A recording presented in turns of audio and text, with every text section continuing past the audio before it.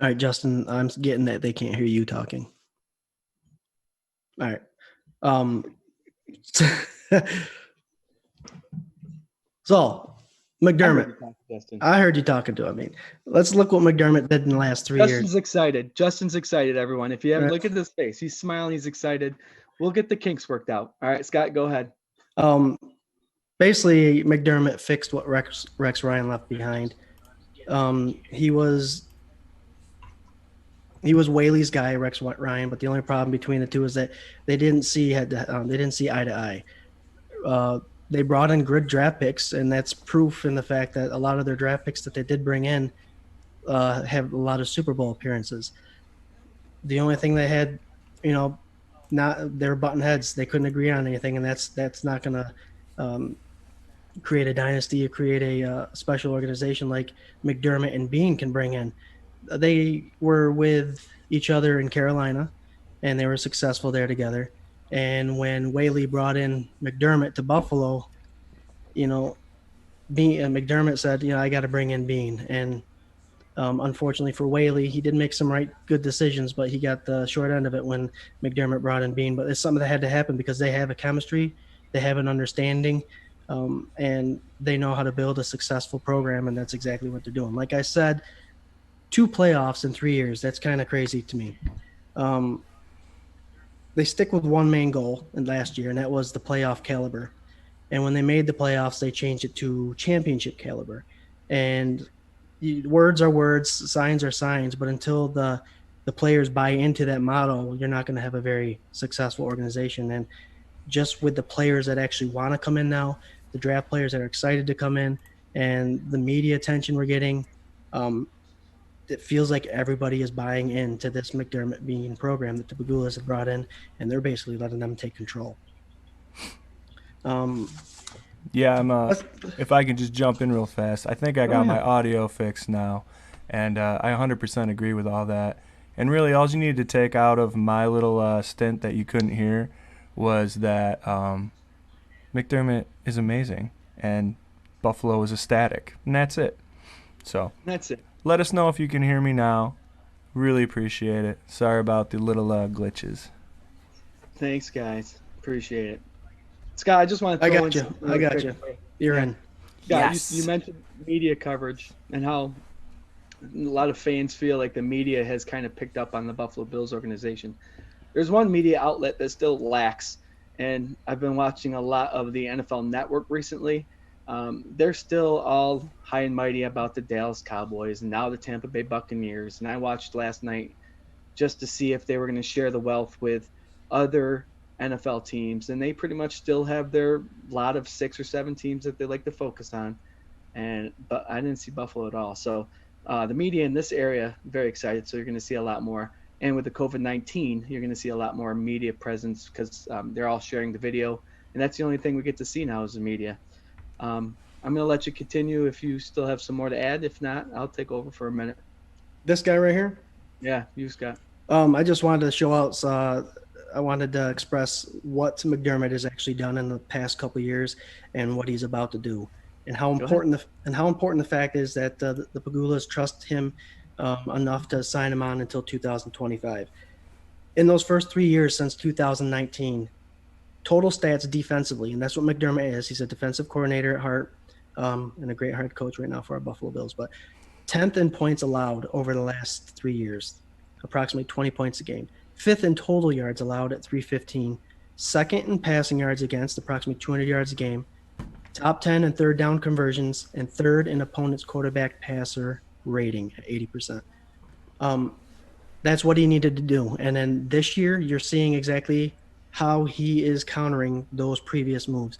It's time to score points. They've got a defense that can stop the opposing team, embarrass them, and now you're developing an offense that can put a lot of points on the board. And we all know the more points the offense scores, the more dangerous the defense is. And I can't see this defense get much more dangerous than it already is. But what they do, they went and traded a first round draft pick for Stephon Diggs. I firmly believe that the Buffalo Bills were going to go after a wide receiver that first round. So that's a genius move. You go after arguably the best route runner in the NFL, you snatch him up, and he's excited to be there. you draft a powerhouse running back that not only can lower the shoulder, but he resembles Singletary, the running back they got last year, and his elusiveness and his ability to break tackles. And he came out saying, if you're going to try to tackle me, you're going to have to make a business decision. That's the kind of running back we want to partner with Singletary, who's just going to flash and dash you. And then they go ahead and grab Gabriel Davis in the 4th round and Isaiah Hodgins in the 7th round. Gabriel and many of the pre-draft analysts that I've seen have potentially taken him in the 2nd round, and we got him in the 4th. And we discussed last week in the K-Gun report, Isaiah Hodgins is someone that could have gone in the 4th round, but he went in the 7th. This kid is 6'4", 225 pounds or something like that, and his red zone completion percentage when the ball is thrown to him in the end zone is 75%. 9 catches out of 12 passes to him. So McDermott, he's going from I've got my defense, let's put some points on the board, and we're seeing it in the camp. And it's exciting. Yeah, I was going to say Isaiah had a huge day today. Everybody said he was playing way bigger than they even thought was possible, like a super athletic tight end. So, yeah, you're right on the money. You're right on the money, bud. Seeing video of him yesterday next to all the other receivers, this guy looks like a man among children. He's just huge. Yeah, it's exciting. They say the same thing about Gabriel Davis too. They look at both their body structures, and it's been said on multiple forums that they've got big, athletic wide receiver NFL type bodies as rookies, and we've got our scat guys. We got Isaiah, we've got Beasley, we've got our little scat fast guys. Now we got some power guys that can come down with the ball if the ball's thrown to them. Yeah, it's going to be a super dangerous combination with all those players. Now, when I think of McDermott signing through 2025, the word that pops in my head, and it's a very simple one, it's stability. For players, for other coaches, for the city, for the fans. Like I said earlier, we now have a coach that we know is going to stay around for a while, and he wants to be around for a while. The players are going to have a coach that puts them first, that Pagulas know they're going to have a coach for the next six years, like I said earlier, that they don't have to worry about. And the city, ultimately, when you have a successful team, people are going to want to come in and play there. The city hopefully grows and recognizes. And the fans are going to have the consistency of a team that has a direction now, not just lost in the next 3 years, but with the next 6 years. And the fans are crazy. We're crazy. I mean, for the first playoff game, we showed up at the airport, right? After we beat Miami, got to the playoffs, there was over hundreds of people at the airport. We're crazy. So I think we're just going to get crazier the more we win, the more stability we have, the coach that we have that we want. And I hope at 2025, Sean McDermott I hope he signs another contract for another 6 years. So very exciting. Congratulations, McDermott, on the sign. We welcome you, and us Bills fans love you here. Let's go. All right, so now I mentioned how I wanted you guys to pick one coach from that list that I mentioned earlier. Scott, I'm going to let you pick your coach. You can one or two. What coach in the past 23 years that didn't make it past the 3-year mark were you hoping would be well, we all want them to be all successful, but which one did you like the best, and which one did you wish the best after they left? That's a tough one. You've already mentioned him. I'm going to go with Anthony Lynn. You can't take my guy. I know, but go ahead. Well, he's 26-22 in San Diego. He only coached one game, I think, in Buffalo. Yeah. It would have been nice to see him get the chance. He knew the system already, but he's in San Diego now with a quarterback they had when he was coaching, Tyrod Taylor. So good luck to him. I'll make it short and sweet. Anthony Lynn. Nice, Swank. Who you got? Who's your guy? Man, I'm going Big Chan Gailey. I love that. I love that era of Bills. I mean, it was fun. They weren't winning, but no, Chan Gailey went 16-32. So yeah. But it was. You're talking Stevie Johnson and Fitzy and Freddie and C.J. Spiller, right? Wasn't that the big controversy? They thought that Spiller and Freddie were going to have all this heat over the number 1 spot, and they came out like arm in arm, and like they just ran all over everybody, but they couldn't win a game. They could not. So I don't know. I always liked Chan, and he's coordinator now, right? Is he down in Miami now? I think so. Yeah. Um, so that's a guy I wish would have worked out. Especially like Fitzy with all of his the extension and all that stuff. It would have been nice to see him hit a couple home runs. But Yeah. I'm All right, Scott. very I'm gonna glad go. with what we got. Yeah, yeah. Scott, I'm gonna go a little bit different direction because you took my guy with Anthony Lynn. I'm gonna go back to 97, 98, 99, and 2000 actually with Wade Phillips. He had a nice record of 29 and 19. If you guys remember, and you probably all do, he made the playoffs 2 years in a row. That last playoff was 1999 with the Music City Miracle. They happened to play Rob Johnson instead of our beloved Doug Flutie. And Mm. after that, years passed, you kind of figure with a 29 and 19 record, why was he let go? And I think it was more of a management and higher ups that pretty much took control over the Bills organization. And Wade Phillips was just a byproduct of bad decision making. So um, he's still in the league. He's still coaching. He's successful. He's a guy I've always liked, but I was hoping that they would have kept him. Maybe we would have done more playoff appearances with him, but it's hard to do when you're competing with the big guys up top telling you who you got to play and who you can't play. That's why it's so important that Pagulas gave Bean and McDermott the keys to the car. Yeah. Let them make the decisions, and that's the way it should be. Two young guys, too. Yeah. Yes. I'll tell you, we Yeah. got Young players. We have a young team and a young leaders at the top there. So that's always a promising combination. somebody watching right now, Jason Dingman, who says we got to sign Bean right now, and I 100% agree. They should lock him down too. Keep both those guys forever. They usually say that goes hand in hand when Yeah. the coach gets signed. Being usually the big guy usually gets signed too. So look for that in the next couple weeks, hopefully. But Pagulas are very smart individuals, so um, Yeah, I can't see that not happening. That's Yeah. just you can't have one without the other as it goes. And they traveled together from Carolina. They got to stay together. And the Pagulas are smart, like you said. They'll make that correct decision. all right, good stuff. Again, we got a coach through 2025. Good news. Next, we're going to talk about Deion Dawkins and his new contract. 4-year, $60 million contract, guys. Do any of you guys know what his rookie contract looked like? Not like that. If I'm not mistaken, his rookie contract was 4 years, $4.18 million. He had 1.83 guaranteed and 1.18 or something like that. That was the signing bonus. So this gentleman got. You think? You think those are pretty specific numbers? Judging from my notes, I'll tell you who my reference is, but I didn't write it down. So this young man got quite a pay raise. He deserves it. This does a couple things for that Buffalo Bills offense. If I'm not mistaken, usually the quarterback is the number one paid individual on the team. And the number two is that blind side tackle. And that's just what Dawkins is. He's our left tackle. He's the blind side. He's protecting Josh Allen's back. So we have a good player locked up to watch Josh Allen's back. He's very. He lets everybody know how he feels, and he seems like a goofball with some of the images I've seen of him. He shared comments of how when he spoke to his mother, she was congratulating him, and the big quote that came out of that is his mom says, "You won," and he says, "I haven't won until the team won." So that just tells you what kind of person he is. But then he goes on and he tells fans and podcasts and news reporters how his teammates were congratulating him. His teammates were happy for him.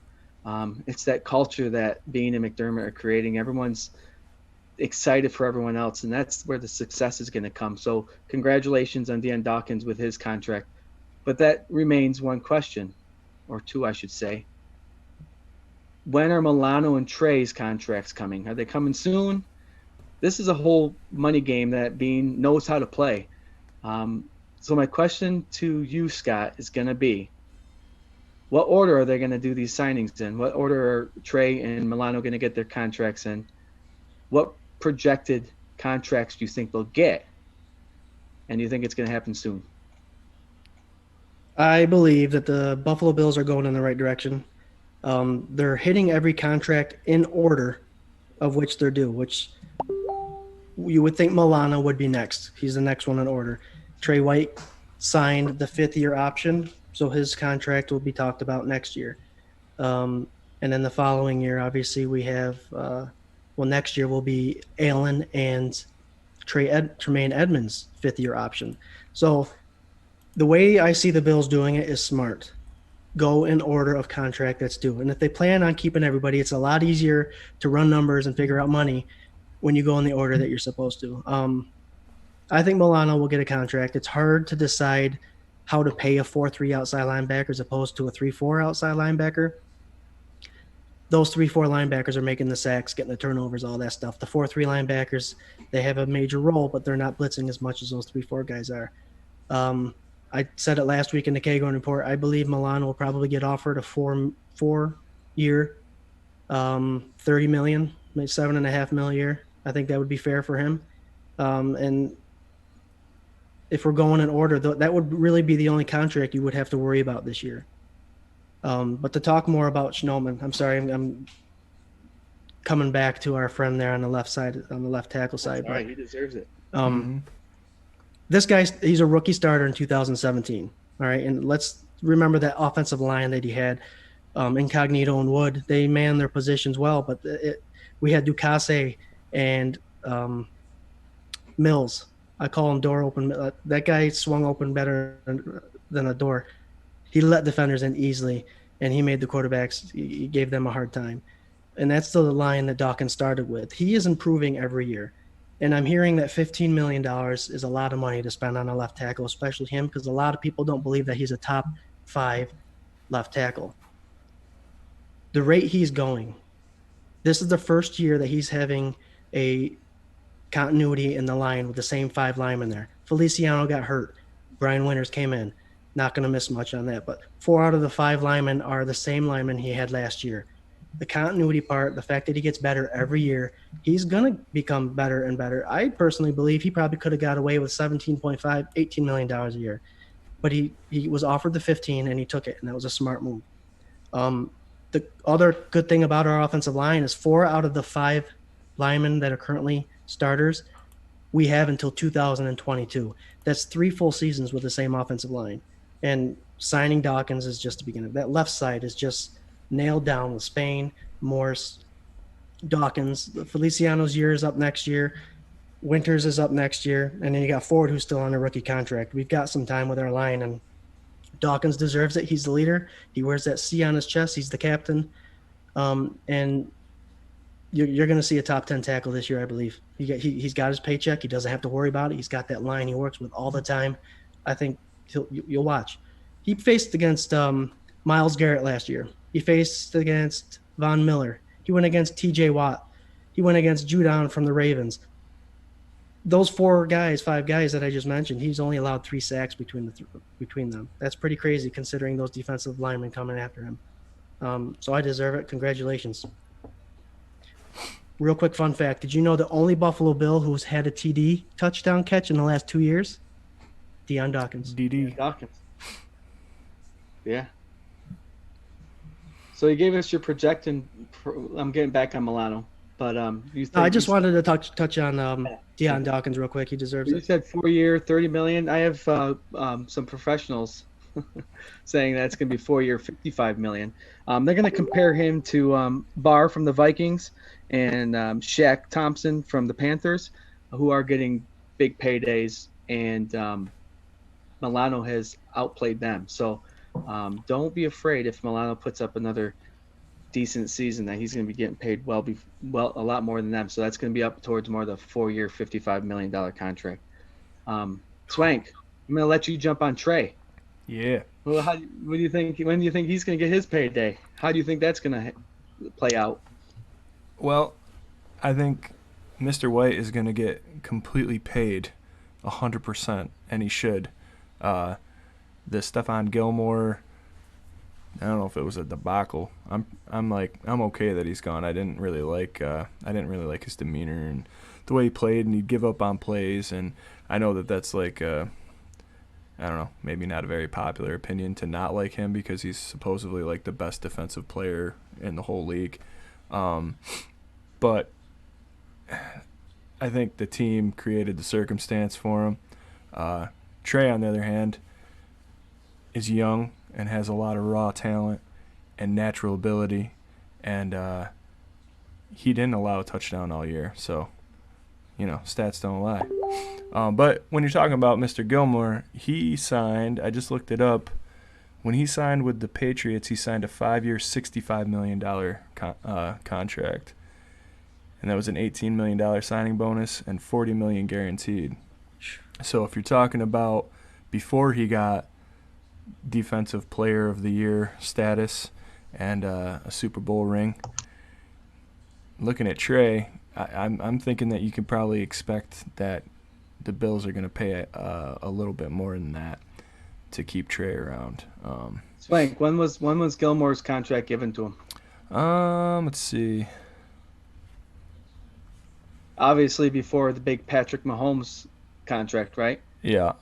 Oh You know, yeah. I think Yeah. that I think this is when he first signed with them, like okay. 3 years ago, right? That contract that the Kansas City Chiefs gave to their quarterback, I think is going to open the door for a lot of different contract negotiations. Yeah. So 4 or 5 years might not be what Trey's getting. He might be getting. I personally think it's going to be up to the 7 year, Wow. closer to 90 to 100 mil. Get some Guys, longevity what we're on going that. to Huh? do right now is we'll continue to talk about Trey and the fifth option that he has, but we're going to take a quick intermission. Um, we're going to we'll get right back to you guys, okay? Stay tuned. Give us a couple minutes. We'll be right back.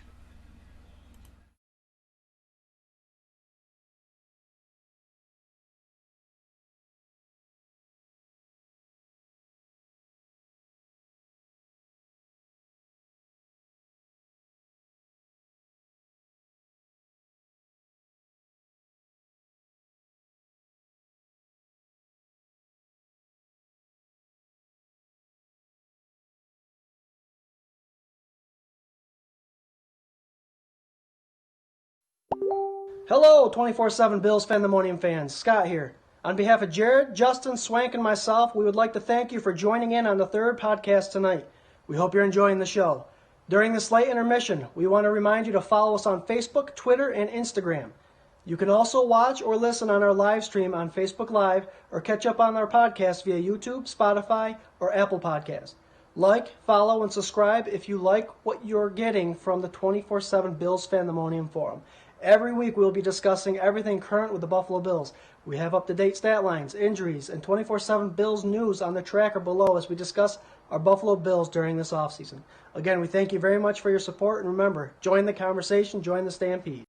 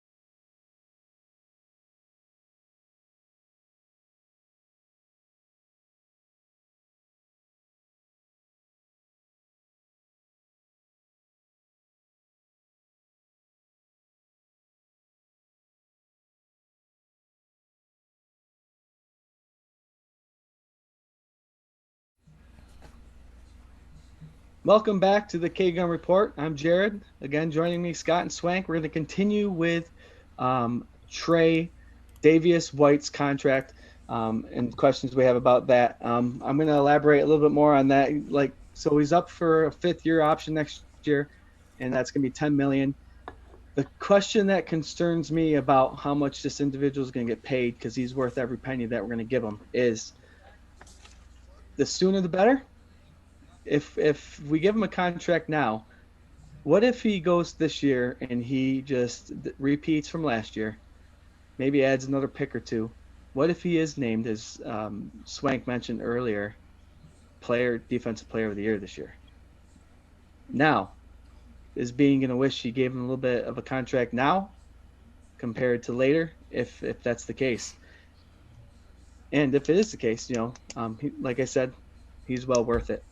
So it's going to be interesting to see what happens in the next couple of weeks if any contracts are given to these two individuals. But if Trey White has a great season, then he's going to deserve all the money he gets. But Bean's got to make it work. Yeah, I think that might be a little strategic on his part too, man. Like, let him prove it for a year, and he's already said on social media he's 100% okay with that. He'll play out his contract. He's not worrying about it. He wants to win. He wants to get better. So, I'm all for it. I think it's a win-win for either side. Either he stays stagnant at like the all-pro level that he's playing right now, and they still have to pay him, or they save a little bit of money that way, or he balls out and he's incredible and they got to pay him a ton of money and he's that one player they have to pay. And I think I'm okay with it either way, man. I mean, it's he like a earned win-win. it. Yeah. All right, Scott, do you have we had a question from a follower of tonight's show about Ed Oliver and his condition. You have any updates on him, why he didn't practice today? Yeah, Jason Dingham's a little concerned. I'm wondering why Ed Oliver was out. He's got a sore hip. It's not an injured hip. It's just sore. He actually practiced. He did the stretching routine with the team today, and he sat out of practice. Nothing concerning from what I heard, but just a sore hip. Taking precautions, nothing major. All right, well, that's a perfect lead into our last topic of the night. Training camp, boys. Yesterday was the first day for pads. A lot of fans were excited about that. Allen looked good. Diggs, impressed everybody.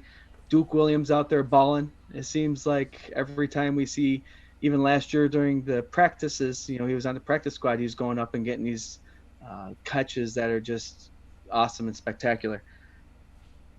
Swank, watching the videos, reading the stories, what's your impressions on these first 2 days of camp this year?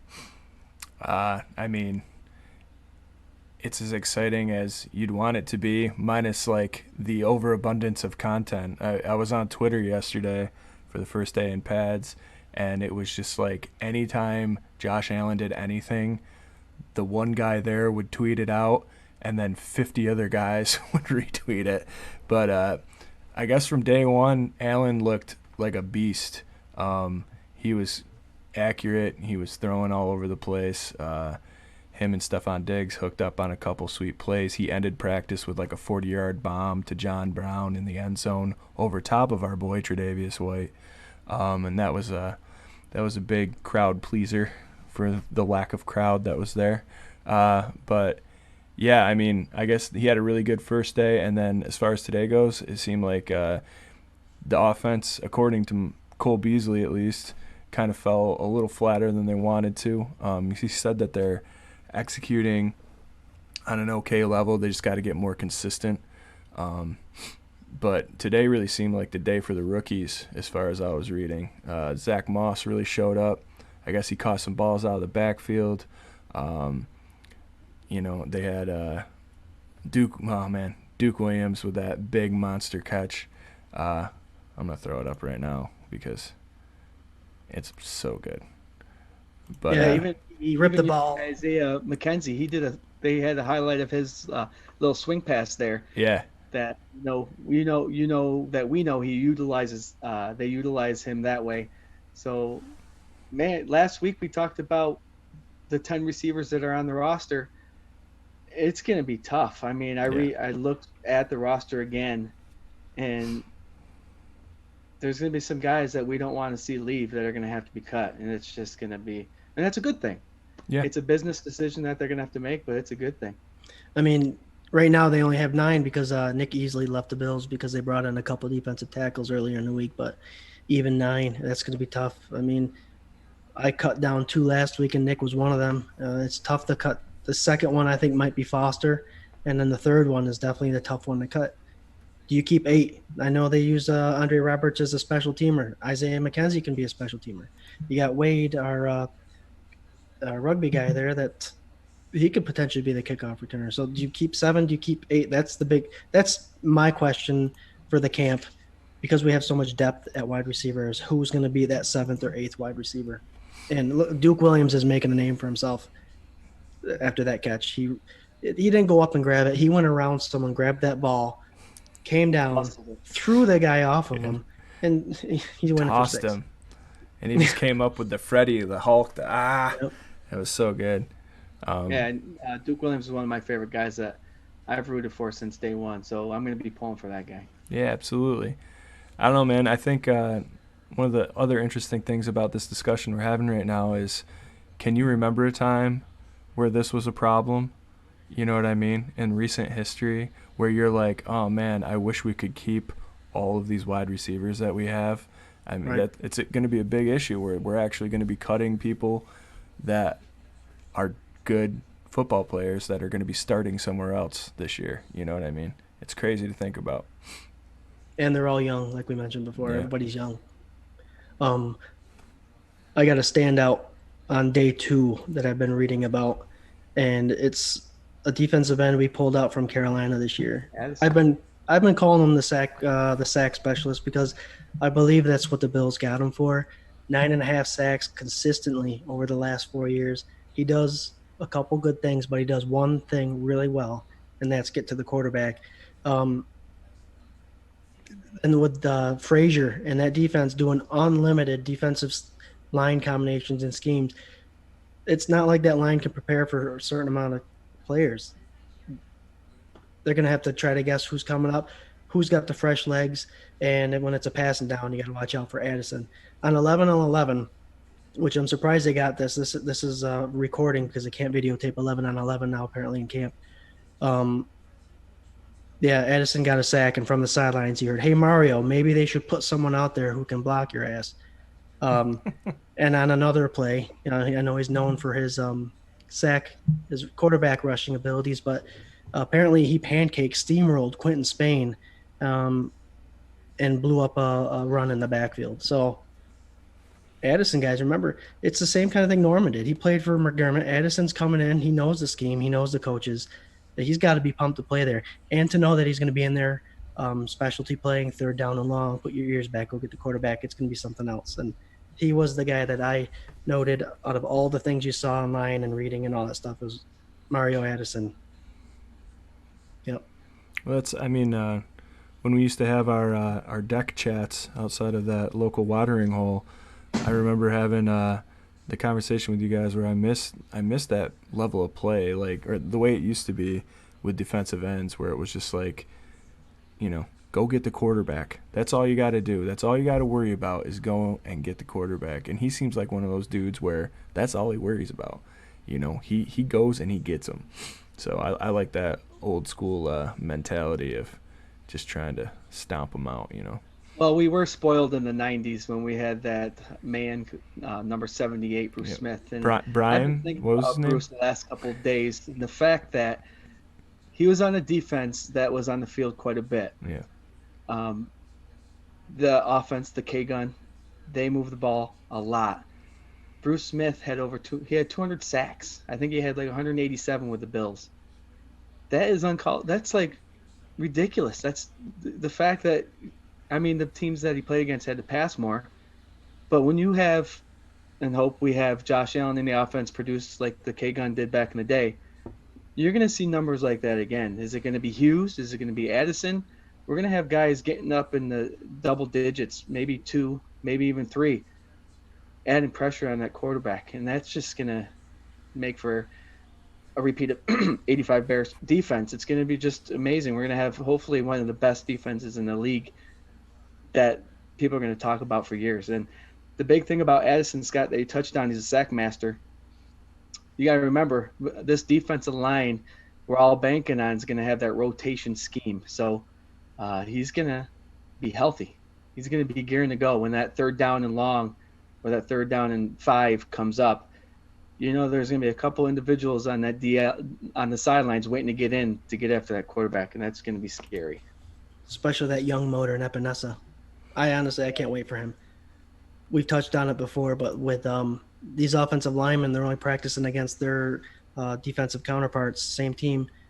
The, it's hard to prepare when you don't have preseason games against the bull rusher that is just trying to hurt your quarterback, not just trying to pull up, lay the hands off, don't hit the quarterback.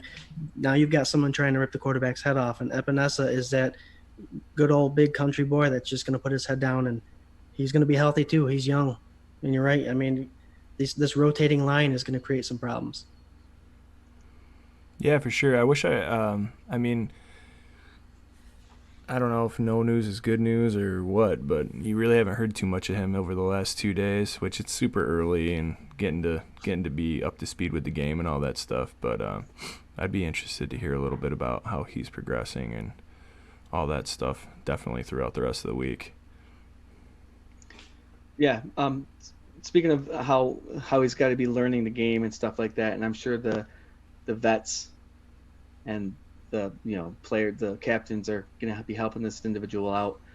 I don't know if you guys heard, but Feliciano, he was on the sidelines today. He was actually helping Winters, grab a hold of the playbook a little bit better. Wow. This is just how the team is, and that's the most exciting thing is you got a guy who's out for 2 to 3 months, tore his pec, but he's out there teaching a guy who has a high game level in Winters how to adapt to the new playbook. You have just the guys that are injured on the sidelines just coming and running on the bike. They're there. I mean, it's typical for people to do that, but just to hear the stories of people talking and people teaching, you know, people excited because your teammate got a contract. This culture thing is just it's something that the fans can feel, and we've said this the last 2 episodes. But the culture and the atmosphere of this Buffalo Bills organization is just nonsense. It's just crazy. And I just wanted to say another thing. A lot of this phrase has been scattered all over the place the last week, 2 weeks. It's the iron sharpens iron uh, comment. You have Addison, Sackmaster. Nobody who's going to block this guy, right? Deion Our Dawkins and offensive lines, our offensive line is going to take that to heart. I'm going to block this guy. It's just going to improve our tackles, our guards. It's going to improve our interior defensive line. Diggs, McKenzie, Beasley are going to improve Wallace, Norman, White, and vice versa. And then you got Hyde and Poyer back there. They're going to help improve the tight end. They're going to feed off each other. And maybe the fact that there's no preseason game is going to benefit the Buffalo Bills a little bit more because they're going to have that high competition level for the next 3-4 weeks, guys. 26 days to kick off. They're going to be going after these high potential, great players for the next 4 weeks. And there was one scuffle today. I don't know if you guys saw that. It was either today or yesterday, but it was just a lot of pushing and shoving, and you expect that in training camp. But these guys are pulling for each other. It's that team effort feeling that's just awesome. Well, everything I'm hearing is that the old man Norman, from what I hear, he's bringing the pads, he's bringing the fun, he's talking the crap, and you're right.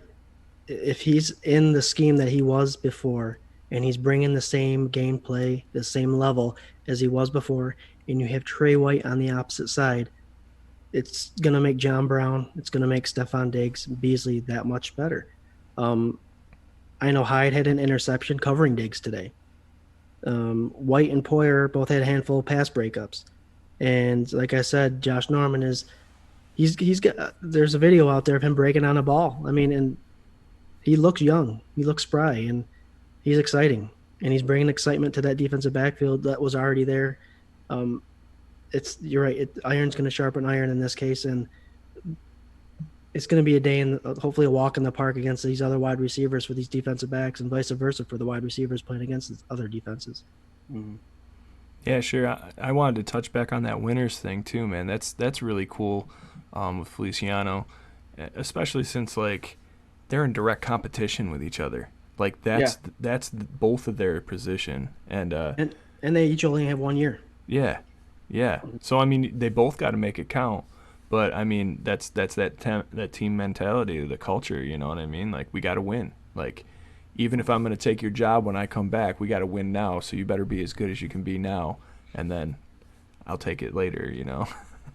So Swank, there's no chance of Ford dropping down to that guard position and having Darrell Williams play right tackle. I don't know, man. I don't think so. I think they got Ford exactly where they want him. I was reading a little bit about that. There was your girl Maddie Glab. She was posting on some stuff, and people were asking her questions about like specifics, and it's like they're so closed up to the press. Yeah, they can't even tell you who it is, No, right? no, they won't tell you who's rotating in. They won't tell you anything. Like it's all just closed lipped. Get out of here. And I like Yeah, that, man. that's the New England Patriots rule, I think. Yeah, yeah, yeah. But yeah, I love that. We don't need to know. It's okay with me, you know. Show me on Sunday. Yeah, yeah. Yeah. Training camp, we're gonna get in day 3 tomorrow, so there's gonna be a lot more stories, a lot more videos to watch, and I kind of can't wait to watch it all. We have a little bit of extra time, guys. I have a hot topic that popped up recently that I want to talk to you about. That stadium on One Bills Drive is still unnamed. Um, right off the bat, when we heard that New Era dropped the naming rights, a lot of people came out with Bills Mafia Stadium. It's never going to be named that, so get off that bandwagon. But there's another name that has popped up, and you guys have probably seen it. People are signing petitions for to the Pagulas for Marv Levy Stadium. Um, and my personal, I'll ask you guys in a second, but my personal belief is Marv Levy did a lot of good things when he was here. 4 Super Bowl appearances, great leader. But if you're gonna pay respects to an individual, personally, you got to go with Ralph Wilson. We did a story on Ralph earlier this week that we got from another podcast. Was it Scott? What was the podcast that we got the story from? Built in Or Buffalo, I believe. in Buffalo. Thank you guys for the Ralph Wilson. But the fact that he pioneered the AFL and he helped the Patriots out, he helped the Dolphins out, he helped the Raiders out, and then he brought the team to the Buffalo area, the Buffalo Bills in 1960. If you're gonna put someone's name on the stadium, it's got to be his. He's done, like I said, he's done so much. Now, legally, I don't know how you buy his name. I imagine you have to give money to the family somewhere. But I love the Marv Levy idea. He was a great coach. He did wonderful things here. But if you're going to put someone's name on it, I feel personally it's got to be Ralph Wilson. You guys have any thoughts or emotional ties to any names that you'd like to see maybe go on the stadium, Swank? I'll start with you. Brandon Bean Stadium would be great. Brandon Bean, the Bean. The Bean, dude. I don't know. I don't. As long as it's not Tushy, like I don't think I really care that much. There's a lot of that really sweet like sediment there, and I don't know. I love Marv. I love Ralph. I just don't know if you're ever gonna like pull Terry and Kim away from like the fact that they can make like millions of dollars just for putting a name on the side of the stadium. Right. Somebody's got to step up soon, man. Like you're saying, we're only 26 days away. Like you got to think, especially for primetime games, like somebody's going to want to put their name on the side of that thing. And, Right. you know, they're going to have to get some emergency Buffalo Roughneck construction crew to hang a big old sign on the side of that thing. I'm on speed dial. Yeah. Can we do 24/7 Bills Fandemonium as just this year's sponsor? Sure, Hey, man. I I think I got I got some empties. $6.25. Yeah. Yeah, dude. I'll take my cans back, maybe. I got 10 cents sitting right here. We can go just the Pagula Stadium. They're the ones that own the franchise. Yeah. Or you just go with the Buffalo Bills Stadium. Yeah. You could do that. Yeah. I mean, it's tough. Labatt Blue seems the obvious choice for alcoholic beverages, but Yeah. they're more concerned with a parking lot rights. Yeah. And you're right, Tushy, that would have been a bad all around. Yeah. I know they were hoping to get a bowl game there to name it the Toilet Bowl, but any non-Bills fan would be calling it the Toilet Bowl regardless of if there was a college team playing. It's hard. There's Kaleida Health out there. There's a couple banks out there that have a lot of money. With the times and with COVID going the way it is, I don't see anybody spending millions of dollars just to put their name on. I mean, the turnaround is great. You're right. Those primetime games are going to get them a lot of visual, a lot of sponsorship money. But the gamble's there, and you got to drop the money right off the bat, and Yeah. it's going to be tough. I mean, it'll be All right. tough. I don't know. You're So right. here's They got 26 days. The stadium doesn't have a name yet. yeah, they can get one. But here's the thing. I think from what I remember, I think Tushy offered him a $12 million spot. Swank, you said no Tushy. You both said no Tushy. But what's the price tag for Tushy? What's the price amount you think would be like, oh, okay, maybe we'll do Tushy for 2 or 3 years. You don't think there's a price tag? I'm sure there is. I just don't want there to be. Right. No. I mean, right now the Jets are the laughing stock of the AFC East. Let's just keep it there, man. You ain't kidding. I don't know. You said about Genesee. I think Yeah, that'd be that'd be awesome. awesome. Yeah, that'd be really Genesee cool. Brewery, you heard it here first. I Yeah. think actually first and second maybe 2 weeks ago we did it. Yeah, But Genesee Brewery would be a big one. I feel like they could sell all their beer there. Their beer quality has gone up in the last 5-6 years, and I Right. love Genesee Brewery. It's excellent beer. And if that's the case, if they do that, we might have to change our 2020 Bills Booze of the Year. Um, Also, guys, you're talking about the primetime games, right? We have 4, you said. Mhm. I don't know if you guys heard, but with the NCAA possibly folding out their season, there's potential for Saturday games. Yeah. Does that affect any of your schedules? I personally like football. I like watching the Bills on Sunday at 1 o'clock. That's just tradition for me. Usually Saturday, Friday nights, and Saturday are with, and most of Sunday are with my family, and the kids. But at Sunday for me, the Bills 1 o'clock would be ideal. But what are you guys' feelings on? Scott, I'll go with you. What's your feelings on possible splitting up having 8 games on Saturday and 8 games on Sunday, or however they would do that? I'm a fan of it because it means one thing. It means more football. Um, Right. you can watch if they do a 1 o'clock, 4 o'clock, and primetime game on a Saturday, and a 1 o'clock, 4 o'clock primetime game on a Sunday, and then Thursday night football and Monday night football. You got 8 games there you can watch without having to have the network and all that stuff. I mean, those games are going to be automatic, and you can also have more primetime games. You can have the night game, which will bring more revenue, which was a big thing. I know it was affecting salary caps for next year and the years after. If you can bring some revenue back into the NFL by having more primetime games, by having Saturday afternoon and Saturday night games, I could see a lot of good coming from it. Things have changed this year. There's gonna be a lot of changes, and this just this one change is not going to make a big difference just for 1 year. So let's have Saturday games. That way, the NCAA fans that watch their football every Saturday can get their fix and watch some football on Saturday. It maybe That's a even good point. You might bring another fan base into the NFL, which is, I know a lot of people, some of my friends prefer NCAA or college football over the NFL. Well, if they don't have NCAA to watch this year, if you throw games on Saturday, they're going to have to watch it, which is a very good point. And the fact that also NBC, CBS, Fox, or whatever is carrying the games, you're right. It might bring in more revenue if teams are signing more contracts with Saturday games. There's a good way to cover the decreased cap space for next year. Yep, it's a lot of money coming in. I'll play devil's advocate on this. I don't want them on Saturday. Yeah. I don't uh, want Bills games on Saturday. I'll Yeah. watch all the Bills Yeah, games on yeah, Saturday. I think That's the Bills it, on yeah. Sunday. Yeah, that's. I think we were talking about it before. I work all week. Saturday, work around the house, try to get stuff done, feel productive.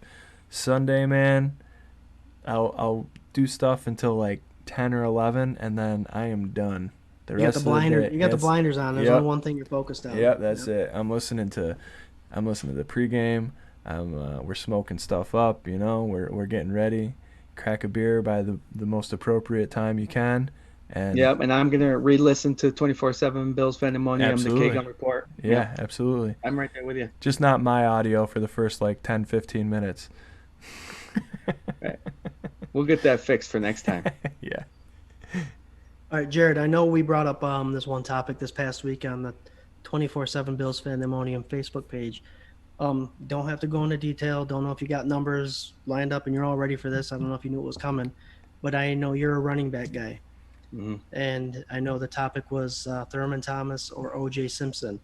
Some people put in Cookie Gilchrist as the best running back in the NFL, Buffalo Bills wise. who are you taking? Who's your guy? I know you're a Freddie Jackson fan too. Numbers aside, 4 championships, 2,000 yard marks, all those accolades put aside, as far as community, as far as what they did for Buffalo, who's your guy? Well, there's a lot going in my head right now because there's a lot I could spit out. I can go with the people who commented. If you guys looked at that, it was pretty much 50-50. It's amazing. Um, just the fact that a lot of people said both. That wasn't the question. You had to pick one. But it was 50-50, Thurman and OJ.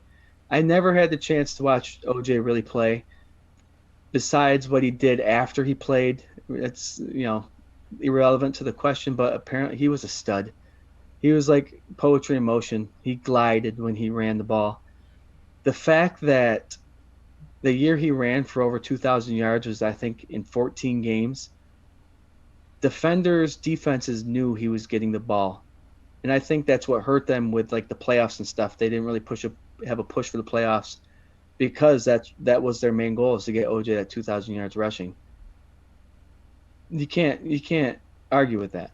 But I watched the Bills, starting in '89 when they lost to that Browns team in the playoff game, and Thurman was my guy, and Thurman's been my guy ever since I started watching football. He ran the ball. He wasn't like these ripped guys. He was, I don't want to say soft, but he was an awesome guy to watch. He caught the ball out of the backfield. It was a different. You knew because like I said, you knew OJ was getting the ball.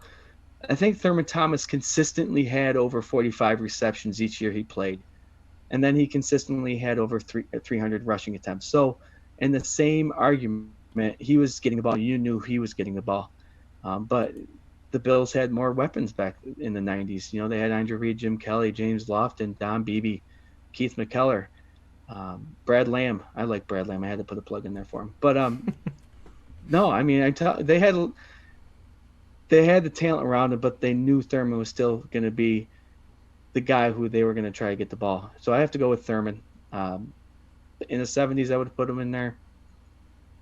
'90s, '80s, now. So Thurman's my guy. He's always been my guy. I watched him, so I'd have to go with Thurman Thomas. What about you, Swank? You got one? You want to pick one of them guys? Thurman. I mean, Thurman. you pretty much said everything that could be said. This is like one of the first jerseys I ever owned.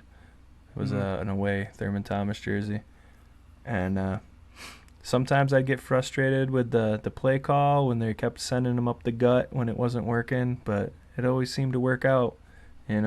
Eventually, he's a lot of fun to watch and underrated, man.